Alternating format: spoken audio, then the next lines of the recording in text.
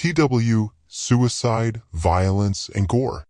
Lisa's hand trembled as she turned the small liner brush through the paint. She wasn't watching what she was doing, she was staring at what she'd painted on the canvas so far. It was too real, too accurate. God, it was the eyes.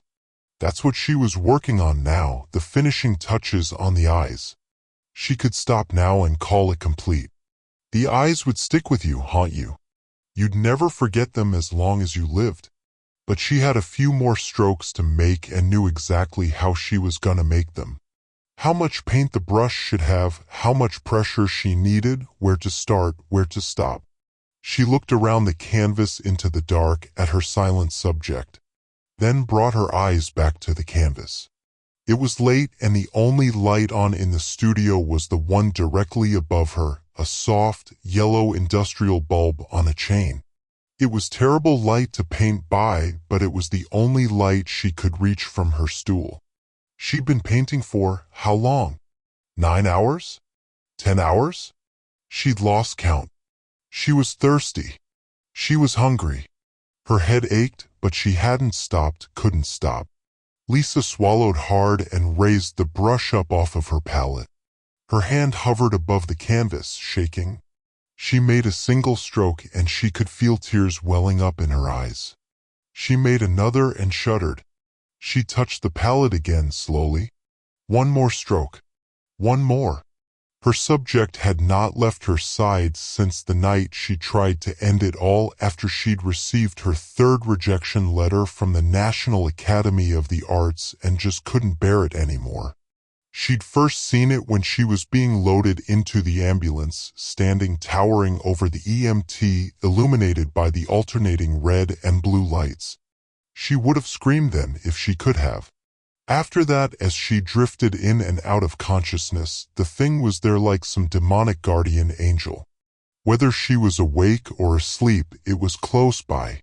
When she'd woken up in her hospital room, it was dark and quiet, save for the low steady beep of her heart monitor and the soft patter of rain on the window. As her eyes focused on the details of the room, she saw it there in the dark corner, only a portion of its face lit from the light of the window. The dark shadows of raindrops running down its dark face were like rivers of dark blood. God, she wanted to scream then too, but couldn't, she was frozen with fear. What are you? She'd whispered into the dark when she'd finally gotten her mouth to work. The thing didn't answer. The door opened and a doctor and nurse stepped in, flicking on the light. The thing disappeared, like it was made of shadow.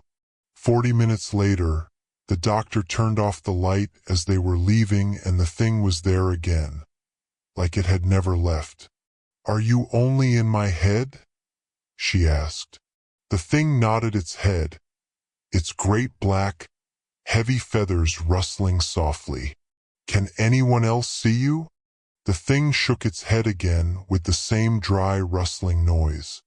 She'd started to paint it the day after she was released from the hospital.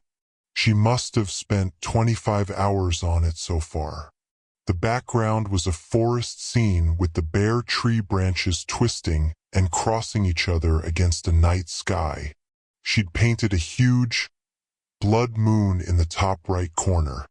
Even though she'd painted it, it was still hard to describe. It looked like a cross between a man, a bat, and a raven.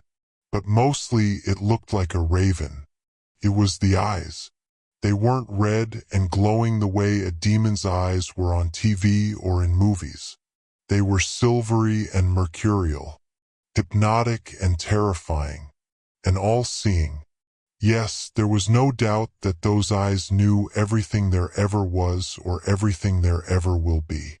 Those eyes knew how to look inside you and find what scared you most, so that it could unfurl its dark wings, wrap them around that fear, and squeeze. Squeeze until every synapses in your brain fired only with terror and you couldn't breathe. That's what the eyes were like. She'd read The Raven hundreds of times since the thing had come to her. There was one line that she kept repeating in her head. and his eyes have all the seeming of a demon's that is dreaming.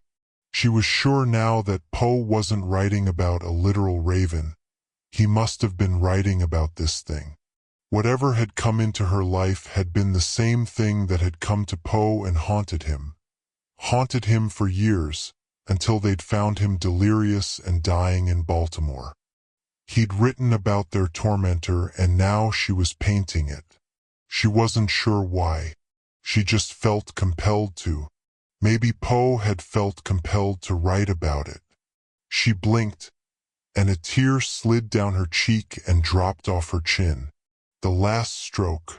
One last stroke. The eyes were already too real, too knowing, too seeing. The last stroke was the final, thin line between art and reality. She took a shuddery breath and brought her hand shaking to the canvas, her other hand holding her wrist for support. She touched the brush to the painting, made her final stroke, and gasped. The brush fell from her hand, clattering on the floor, while she put her hands over mouth and began to cry. She stared at the eyes she had painted. She would swear they were moving, watching, knowing, even though it was just paint on a canvas. She looked around the canvas into the dark. The thing wasn't there. She looked back at the canvas. That's where it was now, watching. A mastery of the medium that far exceeds her years. What we are going to unveil here tonight, ladies and gentlemen, is a piece of work that we at the Koppelman Memorial Art Gallery believe will join the pantheon of masterpieces whose legacies have spanned centuries. Nikki squeezed her hand. Lisa pulled her eyes away from the podium and looked at her. She had tears in her eyes and was smiling proudly at Lisa. She winked at her, spilling a tear down her cheek, and squeezed again. Lisa felt ridiculous, out of place. She was standing in one of the most prestigious art galleries on the East Coast, if not in the world, surrounded by very rich people wearing Armani suits and Versace dresses, drinking real champagne out of delicate, authentic, vintage Waterford lead crystal glasses. Oliver Sanborn, the curator of the Koppelman, had assured her of their authenticity. He was lavishing in the unveiling of Lisa's painting. Exquisite, he'd whispered to himself when he saw it for the first time. Absolutely exquisite. I am speechless, my dear, and that doesn't happen often. I have looked at a lot of art in my day and secured some brilliant pieces, mind you, but this is breathtaking. I told you, Nikki whispered to her, squeezing her hand. Then, too. What do you call it? Sanborn asked. I haven't really thought of a name for it, Lisa said. I guess if I had to pick something, I guess I would call it Nevermore. Ah, a tribute to Poe. Very fitting. He turned back towards them then, his eyes going last as if he was struggling to look away from the canvas.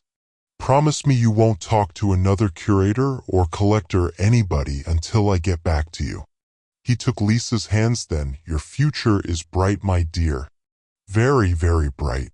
The painting horrified Lisa because the demon was real to her. But Nikki and Sanborn and anyone else who had seen it so far really had had the same visceral reaction to it. When Nikki had come to the studio to check on her the day after she'd finished it, she'd found Lisa asleep on the little love seat she kept in the studio. When Nikki had shaken her awake, her face was pale and her eyes were wide and afraid. Lise, is this what you've been working on all week?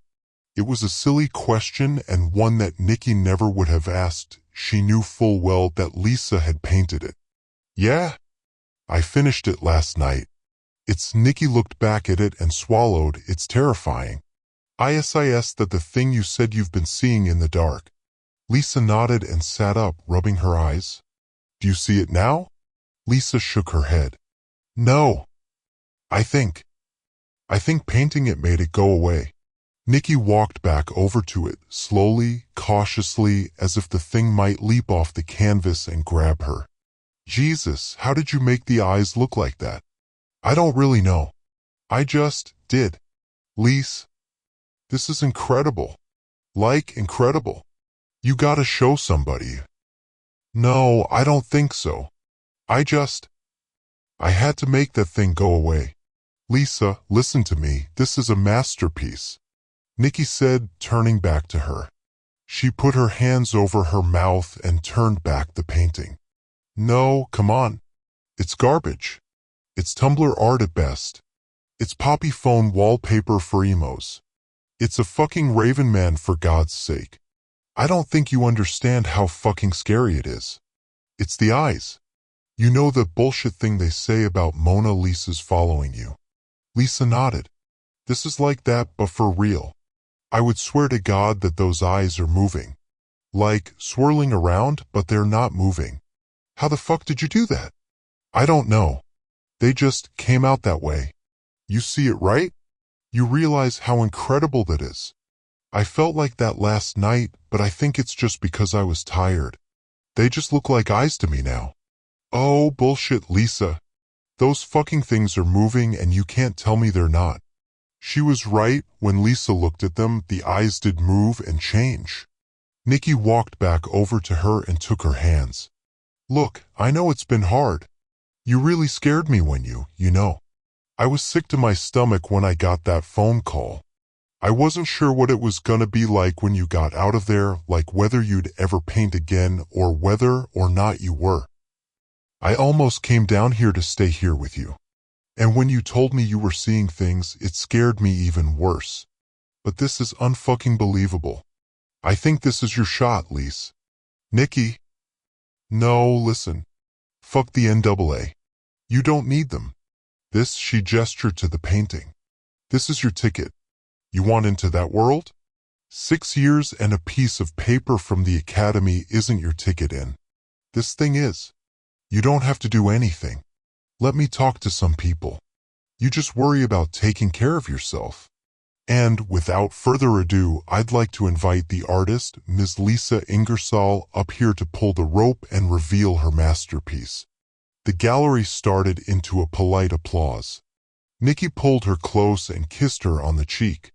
I'm so proud of you, she said as she let Lisa go and wiped the tears off of her cheeks. Lisa started to make her way up to where Sanborn was waiting for her. The canvas was hidden behind a heavy, black velvet shroud and had 2 long, thick golden ropes on either side waiting to be pulled. Lisa?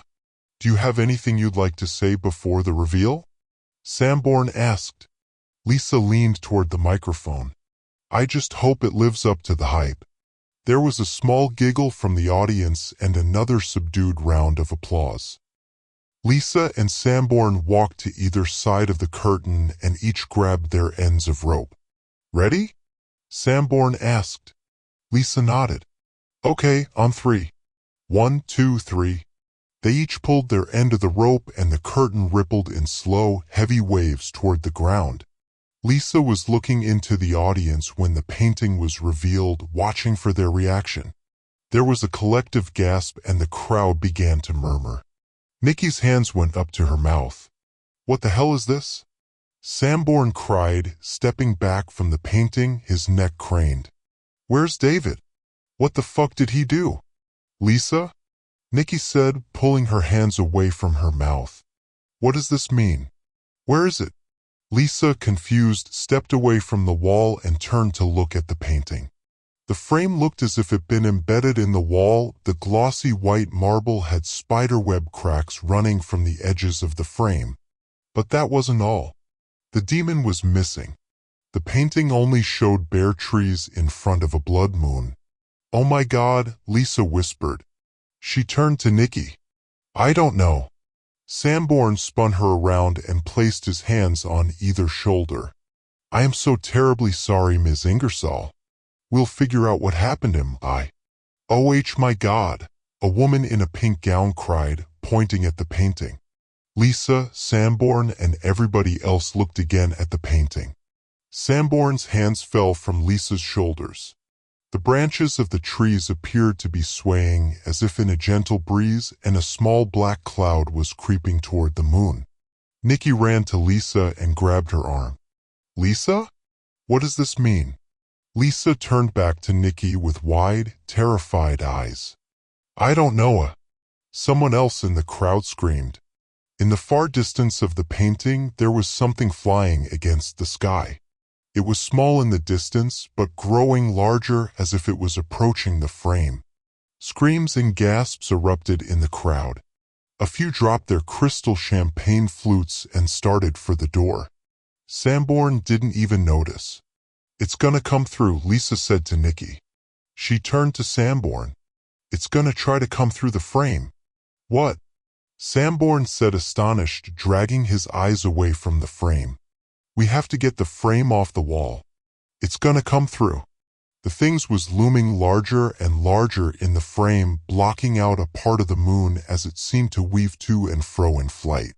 Lisa ran to frame and tried to stick her fingers in between it and the wall. Don't just fucking stand there. Help me. Nikki and Sanborn and a few men from the crowd ran over. Sanborn called to one of the gallery attendants, find David and tell him to grab a crowbar. The 7 of them got into positions and began trying to pull the frame off the wall, but it wouldn't budge. They couldn't even get a grip on it. A moment or two later, David appeared with a crowbar. The small crowd backed away and watched in astonishment, and he jammed the prying end in between the wall and the frame. He leaned back and pulled with all his might, the veins in his forehead and neck bulging and his face turning red, all while the shadow of the thing loomed closer. Over the sound of the frenzied crowd, more had parted, and the strenuous sounds of David's prying, Lisa started to hear the sound of breaking branches. The demon was crashing through the treetops and headed straight for the frame, as if it were flying toward a window. Get out of the way! Lisa screamed as she grabbed Nikki's arm. She pulled her down behind the podium as the rest of the crowd scrambled for cover. Lisa shut her eyes and put her hands overhead while Nikki did the same next to her. It was like a bomb going off. Marble exploded out of the wall and skidded across the floor. Lights overhead burst in showers of glass. Smaller pieces of marble sailed through the air and crashed through the windows at the end of the gallery. Some of those that had taken cover in time ran through the broken windows and out into the street. Then it was silent save for the ringing in her ears. Lisa opened her eyes and looked around the podium. A thick plume of marble dust swirled slowly through the gallery. The coppery smell of blood hung in the air and mixed with the sweet, heady smell of champagne. She could see Sanborn and David lying crushed beneath a large slab of granite, a dark pool of their mixed blood spreading like ink across the white marble floor. Oh God, she whispered, fighting the urge to be sick. Nikki? Are you all right? Nikki's face was white and her eyes were wide with shock. She was barely breathing. Breathe, Lisa whispered to her. Nikki, breathe. Then she could hear footsteps that sounded like some enormous dogs, a thud with the definitive clack of a claw. Lisa's breath caught in her throat. It was the thing looking for her. Its shadow appeared on the floor, growing out of the shadow cast by the podium. It stood still for a second before continuing slowly. Nikki started to whimper next to Lisa and started to press up against her. A shadow fell across both of them as the thing emerged from behind the podium, towering over them. Lisa's heart thudded in her chest and her body was trembling with fear. Thank you, it said in a dark, sinister whisper, its terrible beak not moving. Thank you for the portal.